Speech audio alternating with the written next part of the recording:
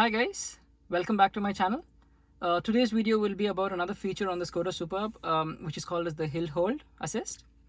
Well, what this basically does is when you're going on an uphill, we've often noticed that vehicles do roll back when they stop the car or the vehicle, but this particular feature prevents the car from rolling back if you stop the car on a hill for various reasons. So let me go ahead and demonstrate that for you.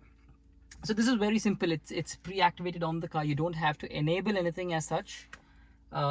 So let's get driving.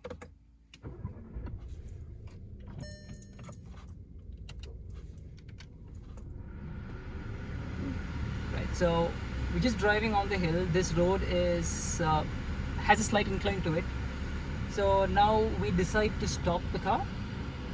So if we stop the car and I take my foot off the brake, the car wouldn't roll back.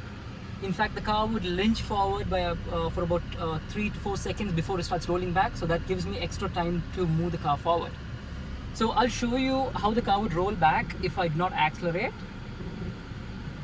So I've left the brake now, so the car lurches forward, and if I do not accelerate, the car will start rolling back.